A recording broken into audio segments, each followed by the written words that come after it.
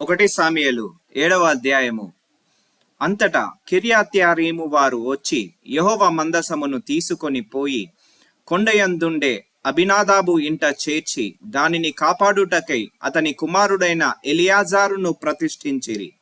మందసము కిర్యత్యారీములో నుండిన కాలము 20 సంవత్సరములాయెను. ఇజ్రాయేలీలందరూ యెహోవాను అనుసరింప దుఃఖించుచుండగా సామ్యుయేలు ఇజ్రాయేలీలందరితో ఇట్లనెను, మీ పూర్ణ హృదయముతో యెహోవా యొద్దకు మీరు మల్లుకొనిన ఎడల అన్య దేవతలను, అస్తారోతు దేవతలను మీ మధ్య నుండి తీసివేసి పట్టుదల కలిగి యెహోవా తట్టు మీ హృదయములను త్రిప్పి ఆయనను సేవించుడి. అప్పుడు ఆయన ఫిలిష్తీయుల చేతిలో నుండి మిమ్మును విడిపించును. అంతటా ఇజ్రాయేలీయులు బయలు దేవతలను, అస్తారోతు దేవతలను తీసివేసి యెహోవాను మాత్రమే సేవించిరి. అంతటా సామ్యుయేలు ఇజ్రాయేలీయులందరినీ మిస్పాకు పిలువనంపుడి, నేను మీ పక్షమున యెహోవాను ప్రార్థన చేతునని చెప్పగా వారు మిస్పాలో కూడుకొని నీళ్లు చేది యెహోవా సన్నిధిని కుమ్మరించి, ఆ దినము ఉపవాసము నుండి యెహోవా దృష్టికి మేము పాపాత్ములమని ఒప్పుకొనిరి. మిస్పాలో సామ్యుయేలు ఇజ్రాయేలీయులకు న్యాయము తీర్చుచూ వచ్చెను. ఇజ్రాయేలీయులు మిస్పాలో కూడి ఉన్నారని ఫిలిష్తీయులు వినినప్పుడు ఫిలిష్తీయులు సర్దారులు ఇజ్రాయేలీయుల మీదికి వచ్చిరి.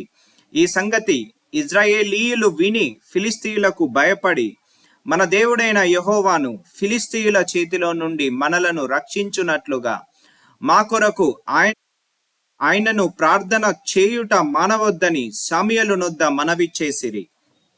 సామ్యుయేలు పాలు విడువని ఒక గొర్రె పిల్లను తెచ్చి యెహోవాకు సర్వాంగ బలిగా అర్పించి ఇజ్రాయేలీయుల పక్షమున యెహోవాను ప్రార్థన చేయగా యెహోవా అతని ప్రార్థన అంగీకరించెను.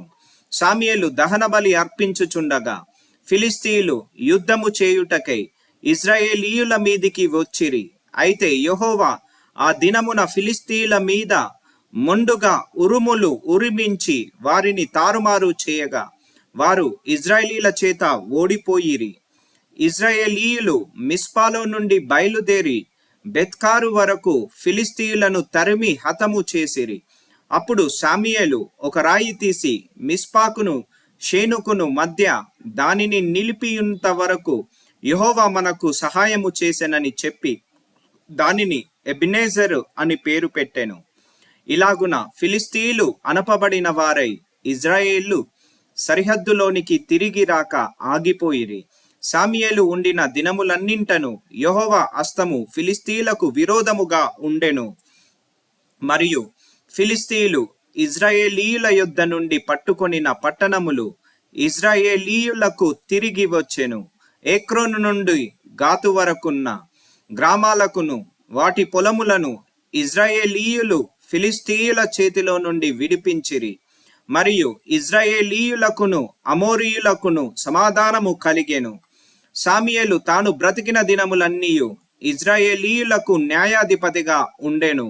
ఏటేటా అతడు బేతేలునకు, గిల్గాలునకును, మిస్పాకును తిరుగుచు ఆ స్థలములందు ఇజ్రాయేలీయులకు న్యాయము తీర్చుచూ వచ్చెను. మరియు అతని ఇల్లు రామాలో నుండినందున అచ్చటికి తిరిగి వచ్చి అచ్చట కూడాను న్యాయము తీర్చుచుండెను. మరియు అతడు అక్కడ యెహోవాకు ఒక బలిపీఠము కట్టెను.